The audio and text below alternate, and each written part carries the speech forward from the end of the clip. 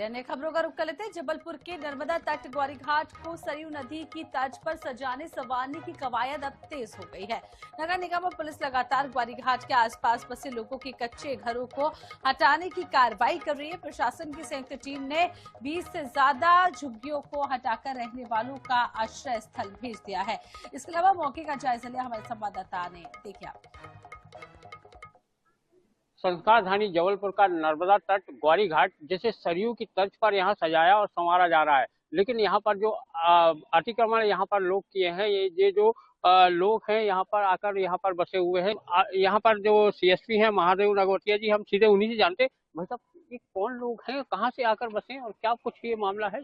ये आप देख ही रहे हैं, आयुर्वेदिक कॉलेज के पास में जो अपना हाईवे ये बना है, रोड बना हुआ, उसी के जस्ट किनारे कुछ लोगों ने बाहर से आकर के और ये साड़ी और बांस बल्ली के माध्यम से बहुत लंबा चौड़ा कब्जा कर ली है। और आए दिनों नशा पानी के माध्यम से ये लोग लड़ाई झगड़ा करते रहते हैं। रात में भी इन्होंने विवाद किया, जिससे क्षेत्रवासी में काफी असंतोष है। क्षेत्रवासी द्वारा नगर निगम को शिकायत की गई थी। आज नगर निगम द्वारा यहाँ पर अतिक्रमण की कार्रवाई की जा रही है। ये थे सीएसपी महादेव नगवतिया जी, और यहाँ पर कुछ स्थानीय जो शिकायत करता है वो भी मौजूद हैं, हम उनसे भी जानते हैं। क्या भाई साहब, इसकी शिकायत आप लोगों ने की थी? क्या कुछ शिकायत कहती है? यहाँ आतंक लोग रहते हैं और जितने भी यहाँ रह रहे हैं, सब बाहर के लोग हैं, कोई यहाँ के नहीं है ग्वारीघाट के। इनका आधार कार्ड भी चेक किया गया तो कोई डिंडोरी का है तो कोई मंडला का है। आतंक पे और रात में ये लोग दारू पी के बहुत आतंक बताते हैं। हम लोग यहाँ सब आसपास में रहते, बाजू में अखाड़ा है, बच्चों को हम लोग सिखाते हैं फ्री, तो ये लोग बहुत परेशान करके रखे हैं, इसलिए अपन ने इसकी शिकायत।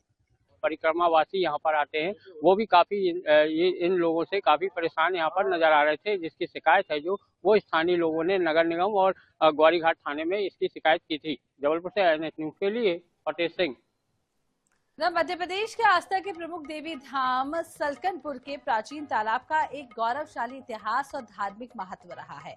मान्यता है कि माता के दर्शन से पहले श्रद्धालु इस पवित्र कुंड में स्नान कर जल ग्रहण करते हैं, लेकिन वर्तमान में तालाब का पानी इस कदर प्रदूषित हो चुका है कि श्रद्धालु इसके करीब जाने से भी कतराते हैं। पानी काला पड़ चुका है और हवाओं में फैली सड़ांध श्रद्धालुओं को नाक ढकने पर मजबूर कर रही है।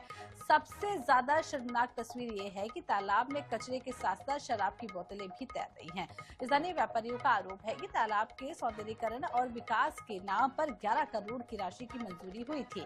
ट्रस्ट ने कुछ निर्माण कार्य जैसे लाल पत्थर लगाया, लेकिन गुणवत्ता की कमी के कारण कुछ ही समय में उखड़ गया। आरोप ये भी है कि काम जमीन पर कम और विभागीय फाइलों में ज्यादा चमक रहा है।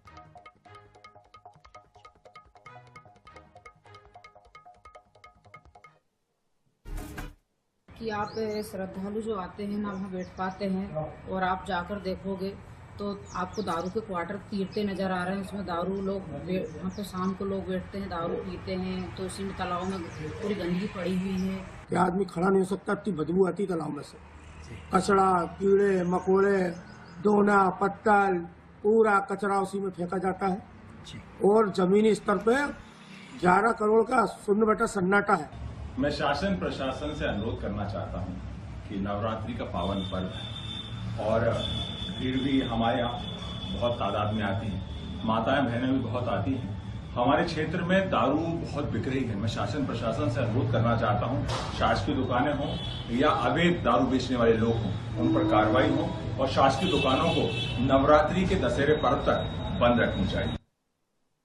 आदिवासी बाहुल्य ग्राम दवाटिया के पानी फाल्या में 8 साल के एक बच्चे की कुएं में डूबने से मौत हो गई, जिसकी सूचना मिलने पर पुलिस की टीम मौके पर पहुंची और देर रात करीब 1 घंटे की मशक्कत के बाद मृतक के शव को ग्रामीणों की मदद से बाहर निकाला गया। ग्रामीणों के मुताबिक मृतक की मां का मानसिक संतुलन ठीक नहीं है। उसके पिता मजदूरी के लिए महाराष्ट्र गए थे। घर में केवल बुजुर्ग दादी ही थी और मृतक बच्चा परिवार में एक लौता बेटा था। फिलहाल पुलिस इस सवाल का जवाब ढूंढने में जुटी हुई है कि बच्चा 35 फीट कुएं में खुद उतरा या फिर उसे किसी ने उतारा। ग्वालियर पुलिस ने बीते दिनों हुई चेन लूट की वारदातों के आरोपी को दबोचने में कामयाबी हासिल की है। दरअसल ग्वालियर के विश्वविद्यालय थाना और मुराद थाना क्षेत्र में बाइक सवार बदमाश ने चेन लूट की 2 वारदातों को अंजाम दिया था। 13 मार्च को बलवंत नगर इलाके में महिला से सोने की चेन लूटी गई, तो वहीं 20 मार्च को मुरार की गणेश कॉलोनी में भी वारदात हुई थी, जिसका सीसीटीवी फुटेज भी सामने आया था। इन दोनों ही वारदात में पुलिस ने केस दर्ज कर लुटेरे की तलाश शुरू कर दी थी। पुलिस ने आरोपी कृष्णकांत को गिरफ्तार कर लिया है। लुटेरे ने पूछताछ में बताया है कि उसने लूटी गई सोने की चेन एक फाइनेंस कंपनी को गिरवी रखकर लोन लिया था। 2 चेन स्नैचिंग की घटनाएं हुई थी। पहली घटना 13 तारीख को थाना विश्वविद्यालय क्षेत्र में हुई थी और दूसरी घटना जो है वो 20 तारीख को थाना मुराद क्षेत्र में हुई थी। दोनों घटनाओं की गंभीरता को देखते हुए इसमें एक स्पेशल टीम बनाई गई थी, जिसमें हमारे थाना मुराद से, थाना विश्वविद्यालय से और जो एक हमारी सीसीटीवी फुटेज देखने वाली टीम है उसके सदस्य शामिल थे।